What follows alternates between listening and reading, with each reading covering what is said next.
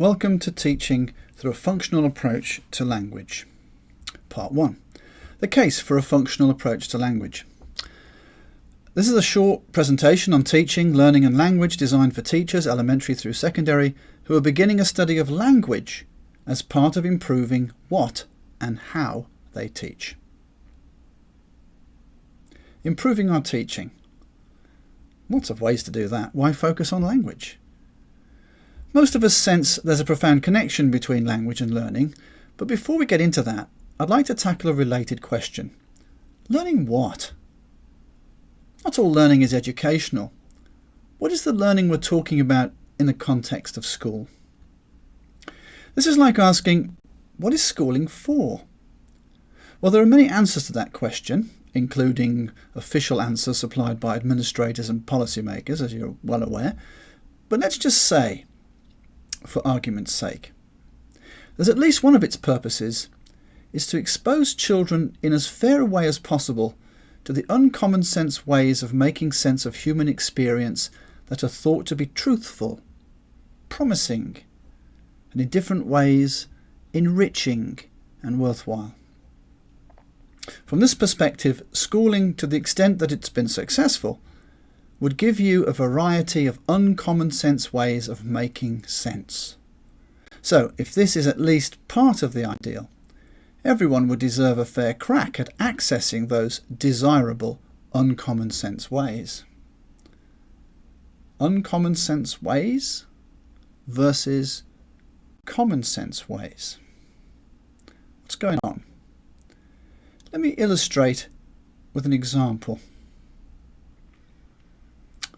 I don't need schooling to appreciate and understand that the cycle of day and night has something to do with the sun rising and the sun setting.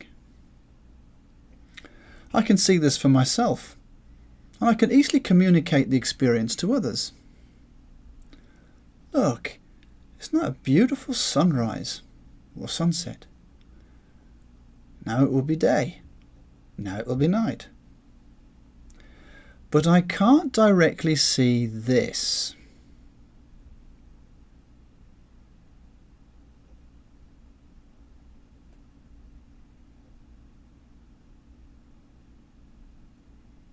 I can't directly see this without knowing something about this kind of scientific model of the solar system.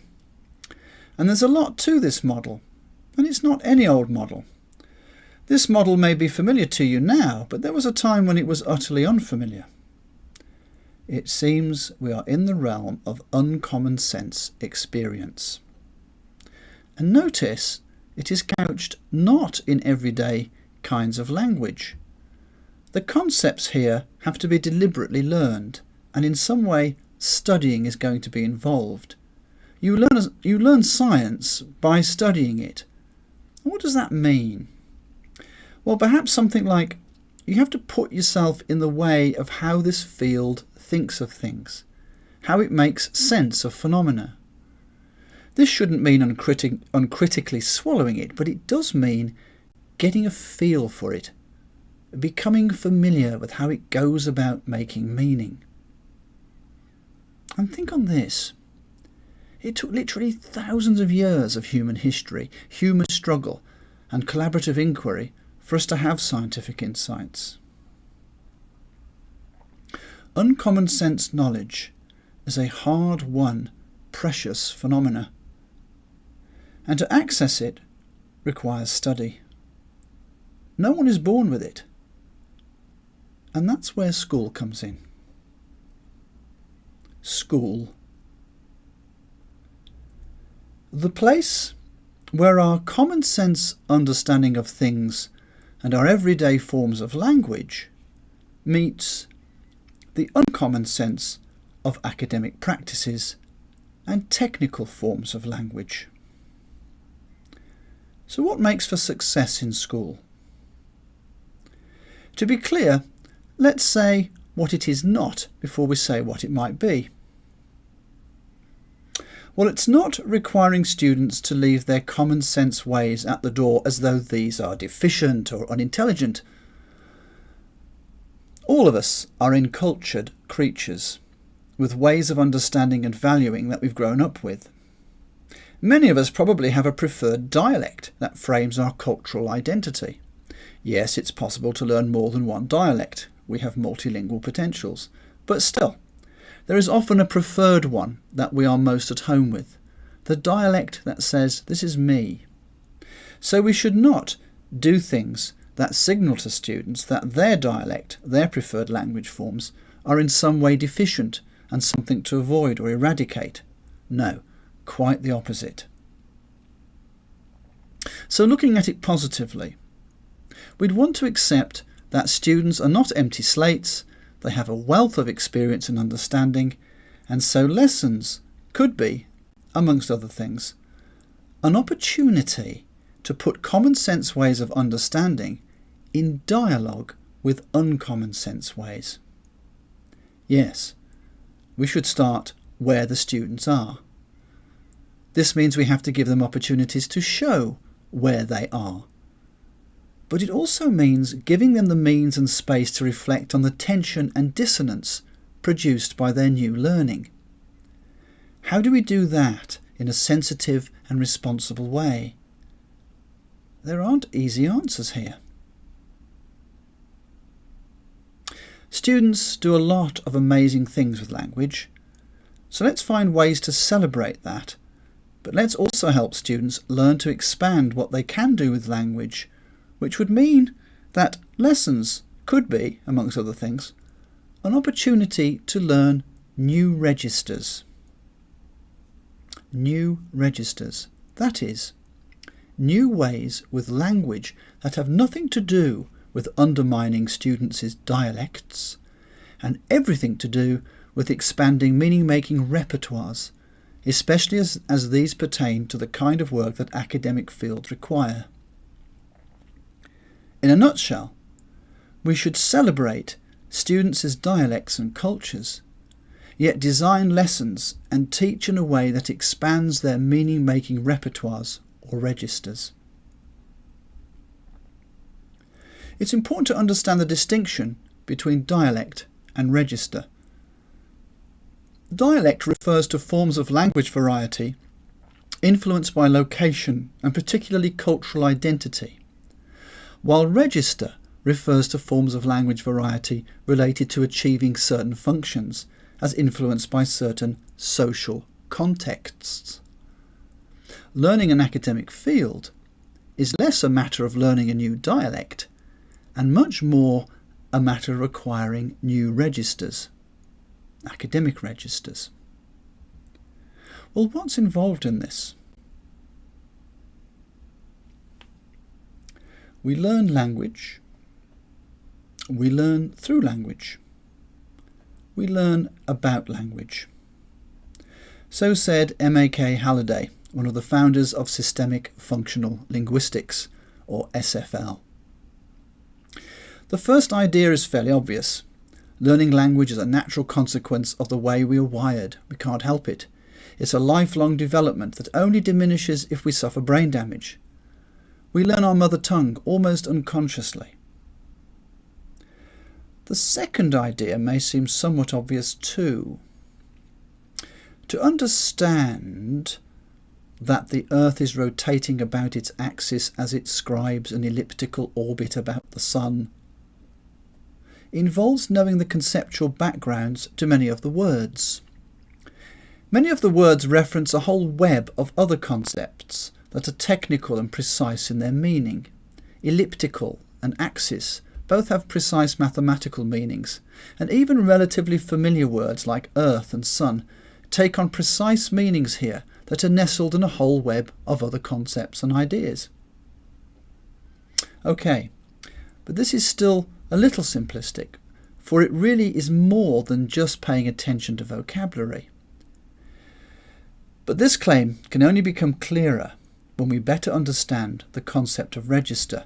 And for me, Halliday and the systemic functional linguistics that he founded, more or less, seems a very fruitful way of exploring it.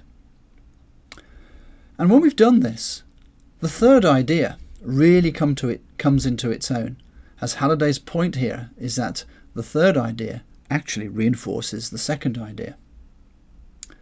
we are better equipped to learn through language when we have knowledge about language. If that's right, this means teachers are better equipped to teach when they also have knowledge about language. But what knowledge? Well, if we've subscribed to the view that schools should provide, amongst other things, opportunities for learning academic fields, the knowledge about language, which I'm going to abbreviate to CAL, should be knowledge that will help teachers help students read, view, and write texts that involve the kinds of doings or practices that are connected to learning a field of knowledge. As the old adage goes, we learn to read so that we can read to learn. So texts play a primary role here. What might be the kinds of doings or practices that are connected to learning a field of knowledge? When we read to learn, what are we expecting the text to be doing?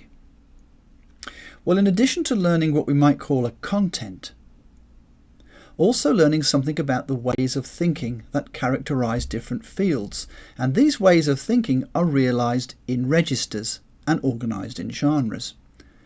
When we ask students to produce texts, hopefully they will in some important ways write like readers. Now, I don't just mean write with the audience in mind, the reader, which is often how this familiar saying is taken, but more design texts that can do things in ways that the students have learned from their reading. Do things with the text. Like what? Well, like describe. But done in a way that benefits from knowing how descriptive reports work in social studies. Narrate. But done in a way that benefits from having explored some of the linguistic resources of storytelling, appropriate to the literary genre being attempted.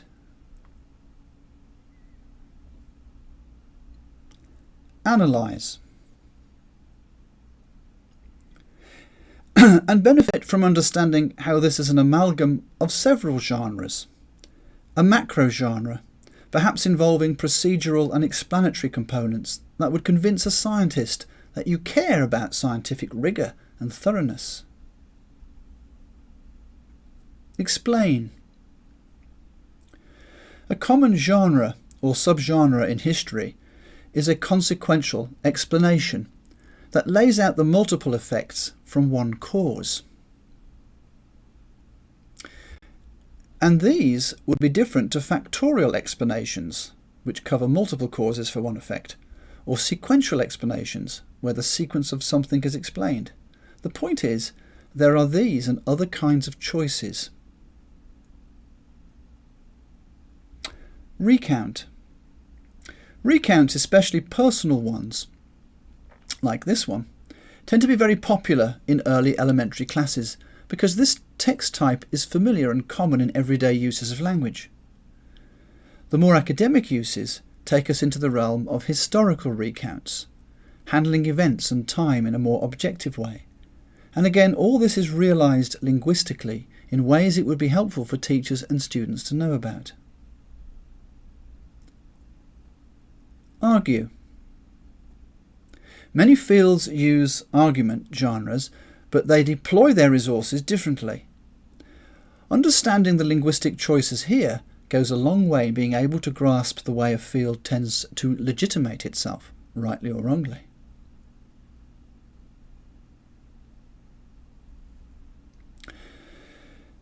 Review and evaluate. Finally, text responses are used in many fields, but especially in art history and subject English, where they can range from things like the personal expression of feelings about a literary work or art object, to more objectively reasoned evaluations involving supported interpretation. Given all this, And incidentally, this is not meant to be anything like an exhaustive list of academic genres. I believe teachers are better equipped to teach when they have an understanding of the meaning-making resources, the choices underlying key genres. But we have to be careful here. Notice we're talking about genres. I'm not claiming that analysing, explaining, recounting, arguing, reviewing, interpreting, describing, etc., are some sort of set of generalisable skills, as though having the skill of explaining allows you to explain anything. That's nonsense. The reference to these functions is because this usefully describes the underlying function of the genre. They are useful names for the genres. What is a genre? Basically, patterns of language patterns that provide meaning potentials. Know the genre, you have a command of some meaning potentials. In this, I'm following the taxonomic work that was done in the 1990s by David Rose, Jim Martin and other associates, who systematically identified the variety and function of school genres by literally examining thousands of texts. Here's an extract from that taxonomy, with some of the genres in bold at the end of the branches. So we can usefully name genres as belonging to families that have structures that realise meaning potentials. So let's take an example.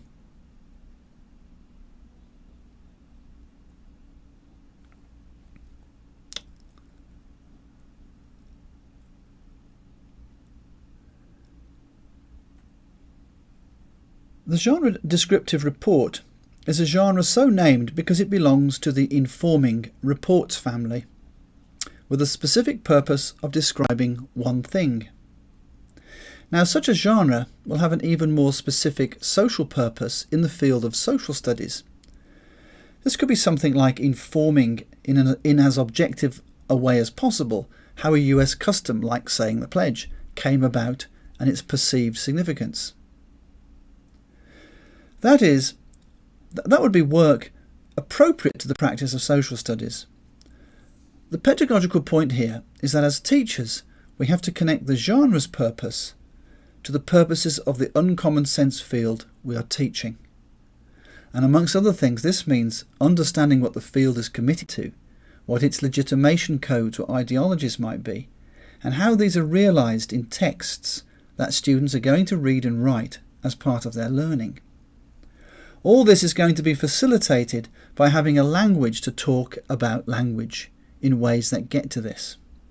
So let me end this presentation with a bit of a summary.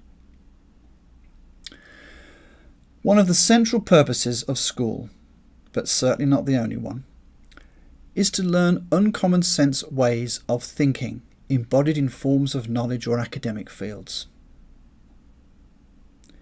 Academic fields are practices or ways of thinking. As such, they involve non-everyday uses of language to carry out their work.